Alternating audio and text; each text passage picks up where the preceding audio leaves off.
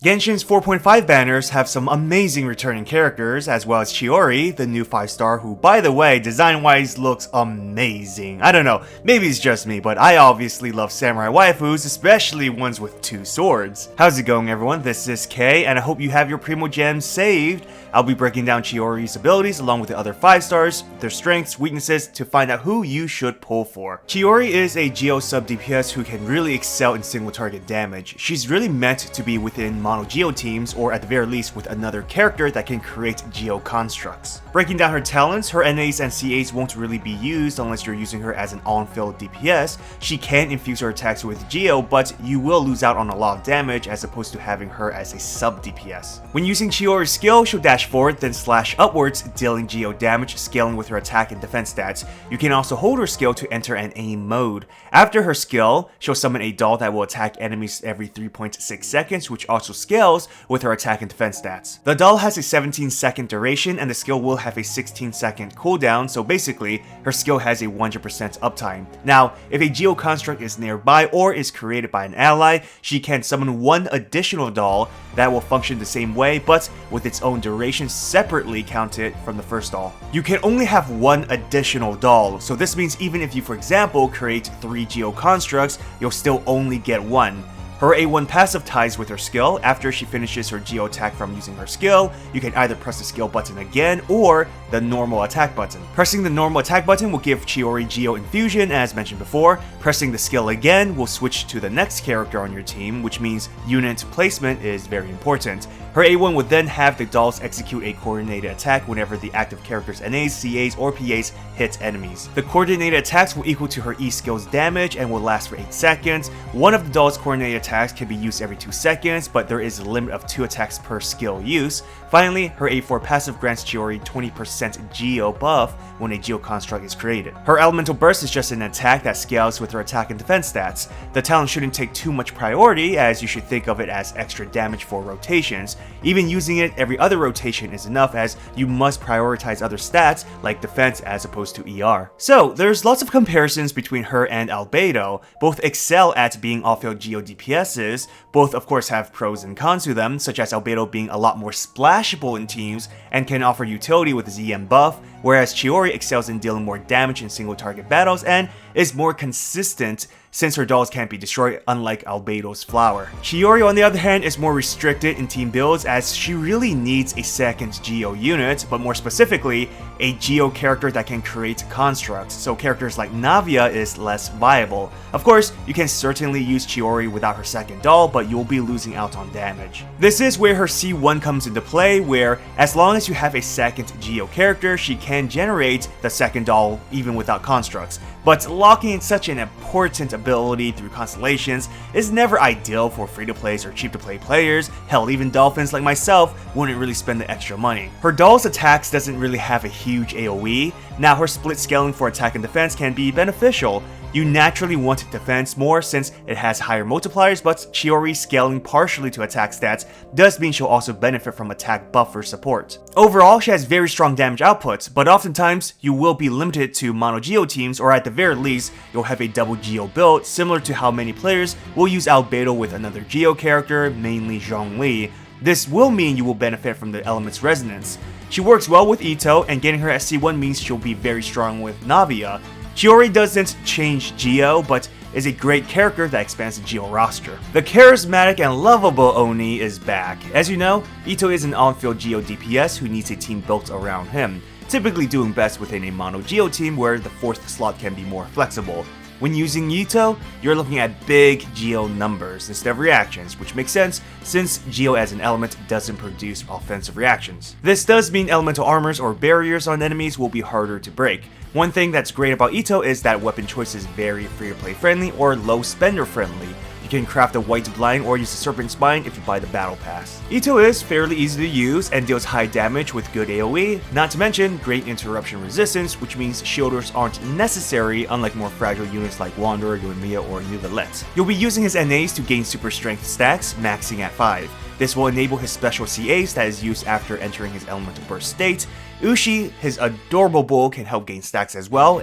but is best used while his burst is active for insane damage. Chucking the bull at enemies gives Itto 1 stack and will taunt surrounding opponents. Ushi taking hits and leaving the field will also grant stacks. So the goal is to use his burst, throw Ushi, gain stacks and unleash powerful charge attacks, then restack with an A so you can use his charge attack again. Now since you'll be using his burst state to deal damage, if you hate hyper carry characters that rely on burst like Xiao, Sinnoh, and of course Itto, then obviously avoid them. The downfall for burst reliant DPSs is energy. You absolutely need to have the burst ready every rotation. This can make building more demanding since you need to balance crits, ER, and their main stat, in Itto's case, defense. What's worse is that the Husk artifacts, which are his best, isn't the most ideal farming spot since it's connected with the clam sets, meaning very few characters overall can truly benefit from either sets. When grinding for artifacts, having sets that can be used for a lot of characters is the best way to spend time and resin, but if both sets are very niche, well, it can be a waste, especially when you're farming for the best substats. Going back to a major weakness for burst state DPS characters is that you cannot switch them out until their burst ends, otherwise you'll lose out on overall damage. Now,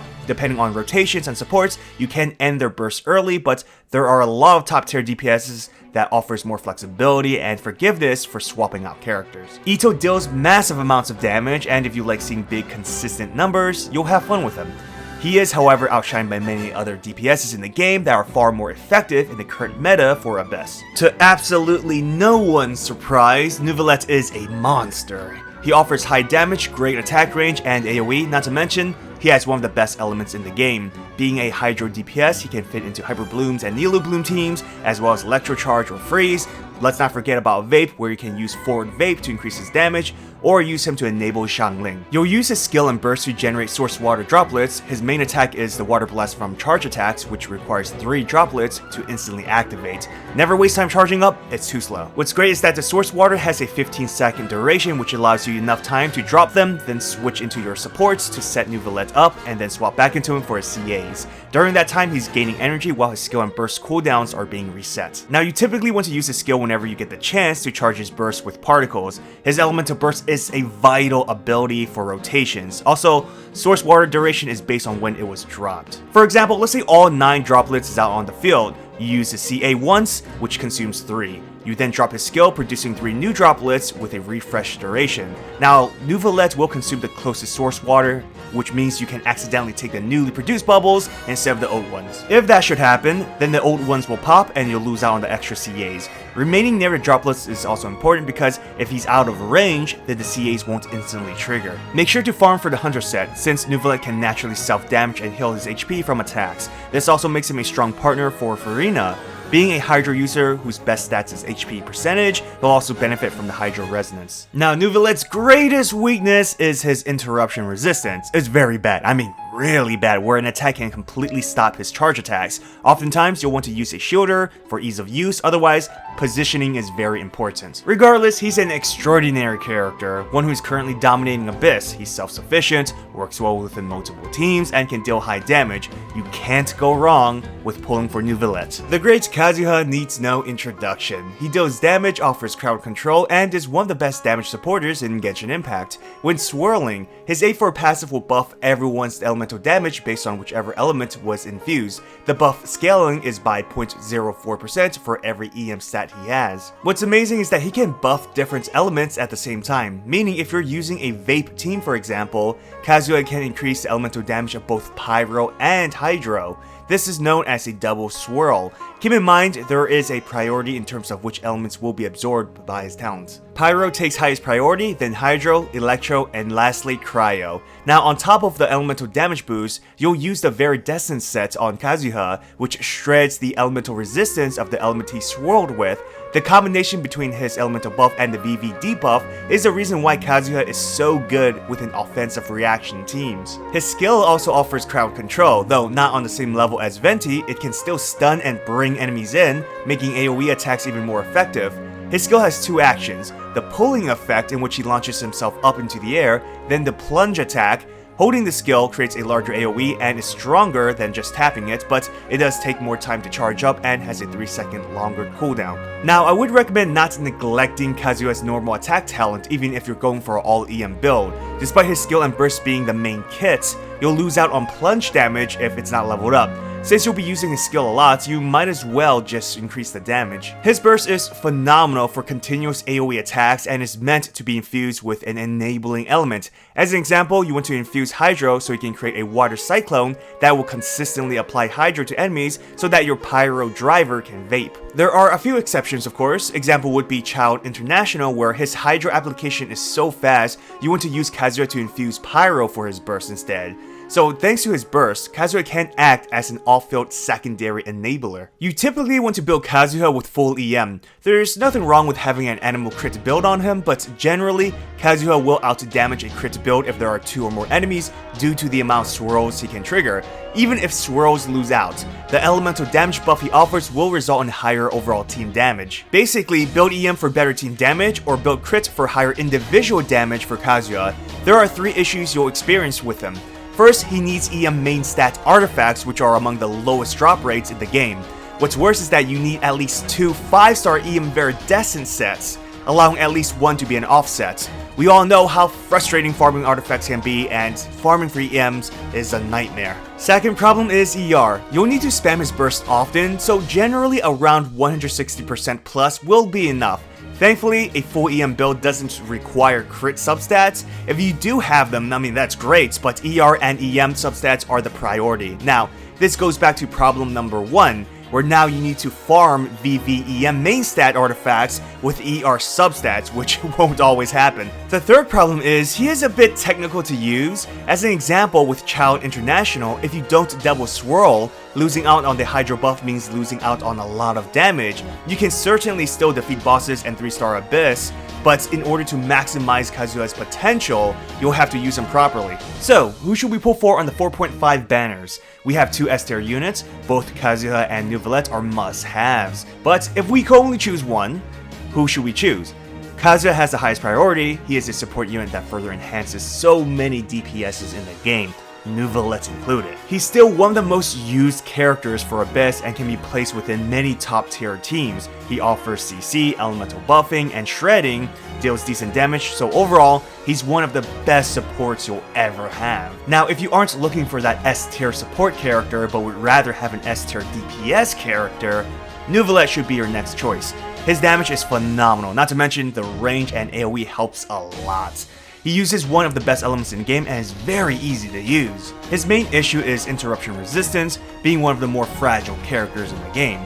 Nonetheless, Neuvillette is a DPS character you don't want to miss out on having. He's really that good and will stay relevant for a long time. Chiori should be considered next because she has more team flexibility as a sub DPS as opposed to needing a specific team built around them like Itto. Yes, both excels in mono Geo teams, but all Chiori really needs is a second Geo unit that can create Geo constructs. She has high damage potential and doesn't take time away from your main DPS. In fact, she works well with Itto as well. Arataki Itto is a heavy hitter, there's no doubt about that. You'll see big Geo numbers, but there's some limitations, which is why his usage rate in Abyss is low throughout several updates. If you need a DPS character, consider Neuvillette instead. Now, if you want a Geo DPS specifically, Itto will prove to be extremely strong, but there are also other Geo DPSs as alternatives, like Navia or C6 Noel, while the main competition to Chiori is Albedo. But comment down below to let me know which character you're pulling for on the 4.5 banners, or are you just going to skip them all? Don't forget to hit that like button and subscribe to my channel for future Genshin Impact and Honkai Star Rail videos.